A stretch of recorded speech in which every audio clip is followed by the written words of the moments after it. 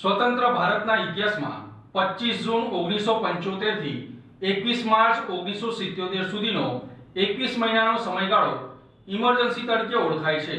નિહાળો વિશેષ અહેવાલ. તત્કાલીન વડાપ્રધાન ઇન્દિરા ગાંધીની ભલામણ પર રાષ્ટ્રપતિ ફખરુદ્દીન અલી અહેમદે ભારતીય બંધારણની કલમ 352 હેઠળ આંતરિક અશાંતિના આધારે કટોકટી લાગુ કરી હતી. તેને ભારતીય લોકશાહીનો સૌથી વિવાદાસ્પદ અને કાળો અધ્યાય માનવામાં આવે છે. આ ઐતિહાસિક ઘટનાના મુખ્ય કારણો અને અસરો અને તેના અંતની સંપૂર્ણ માહિતી અંગે આપણે વાતચીત કરીશું. જ્યારે ઇમરજન્સી લાગુ કરવાના મુખ્ય કારણો અલ્હાબાદના હાઈકોર્ટનો જે ચુકાદો આવ્યો હતો તે મહત્વનો છે. 12 જૂન 1975ના રોજ અલ્હાબાદ હાઈકોર્ટે ઇન્દિરા ગાંધીની 1971ની રાયબરેલી ચૂંટણીને રદ કરી હતી. કોર્ટે તેમને સરકારી મશીનરીનો ઉપયોગ કરવા બદલ દોષિત ઠેરવ્યા હતા અને આગામી 6 વર્ષ સુધી ચૂંટણી લડવા પર પ્રતિબંધ મૂક્યો હતો. 24 જૂને સુપ્રીમ કોર્ટે પણ શરતી સ્ટે આપ્યો હતો ને તેઓ વડાપ્રધાન રહી શકે છે પરંતુ સંસદમાં મતદાન કરી શકશે નહીં.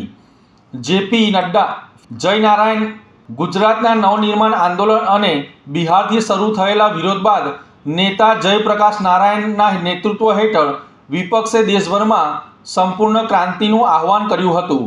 દિલ્હીના રામલીલા મેદાનથી વિશાળ રેલીમાં જેપીએ ઇન્દિરા ગાંધીના રાજીનામાની માંગ કરી હતી અને પોલીસ તેમજ સેનાને સરકારના અનૈતિક આદેશો ન માનવા અપીલ કરી હતી.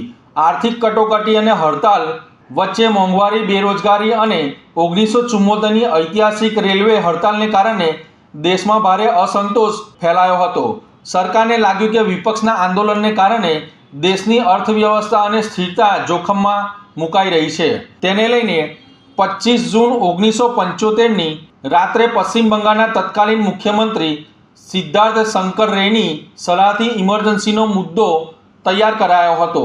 25 જૂનની મધરાતે રાષ્ટ્રપતિના હસ્તાક્ષર સાથે જ દેશમાં કટોકટી નાખી દેવામાં આવી હતી. કેબિનેટ મંત્રીને પણ તેની જાણ સવારે કરવામાં આવી હતી. 26 જૂનની સવારે ઇન્દિરા ગાંધીએ ઓલ ઇન્ડિયા રેડિયો પર દેશને સંબોધન કરતા કહ્યું હતું, રાષ્ટ્રપતિએ ઇમરજન્સી જાહેર કરી છે, આમાં ગભરાવાની કંઈ જરૂર નથી.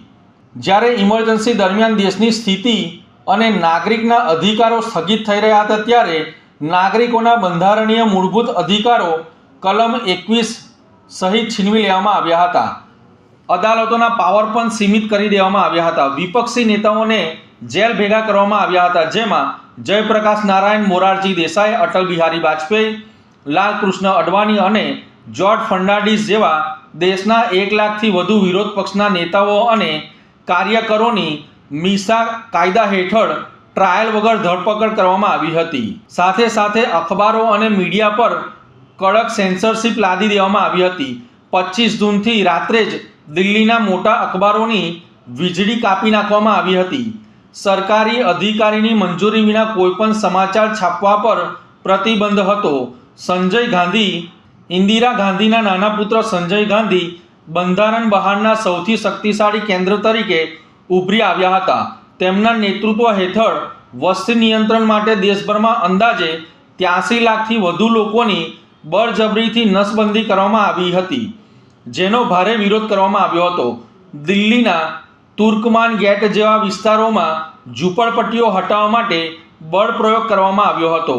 દેશમાં વધતા જતા આંતરિક દબાણ અને આંતરરાષ્ટ્રીય સ્તરે ખરાબ થતી છબીના કારણે જાન્યુઆરી 1977માં ઇન્દિરા ગાંધીએ અચાનક લોકસભાની ચૂંટણીની જાહેરાત કરી હતી અને રાજકીય કેદીઓને મુક્ત કર્યા હતા. 21 માર્ચ 1977ના રોજ સત્તાવાર રીતે ઇમરજન્સી હટાવી દેવામાં આવી હતી. ત્યારબાદ યોજાયેલી ચૂંટણીમાં જનતાએ કોંગ્રેસને સખત પરાજય આપ્યો હતો અને ઇન્દિરા ગાંધી અને સંજય ગાંધી બંને પોતાની બેઠકો હારી ગયા હતા. પ્રથમ બિન કોંગ્રેસની સરકાર બની હતી. વિપક્ષી દળોએ ભેગા મળીને જનતા પાર્ટીની રચના કરી અને દેશમાં પ્રથમ વખત મોરારજી દેસાઈ વડાપ્રધાન પદ પર બિરાજમાન થયા હતા. ઇમરજન્સી પછી સત્તામાં જનતા પાર્ટી બેસતા બંધારણમાં સુધારો કરવામાં આવ્યો હતો.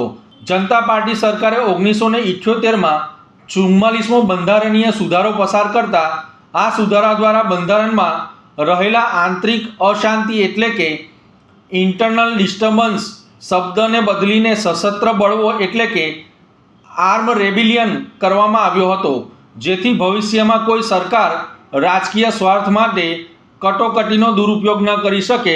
આ જે અહેવાલ હતો તે ઇમરજન્સી નામની જે ઘટના ઘટી હતી ઇન્દિરા ગાંધીના સમયમાં, તેનો સંપૂર્ણ અહેવાલ આપે નિહાળ્યો. કમેન્ટમાં જરૂરથી જણાવજો આ અહેવાલ વિશે અને તમારા વિચારો વિશે. ત્યાં સુધી જોતા રહો લાઈવ ભરૂચ ન્યૂઝ ચેનલ. નમસ્કાર.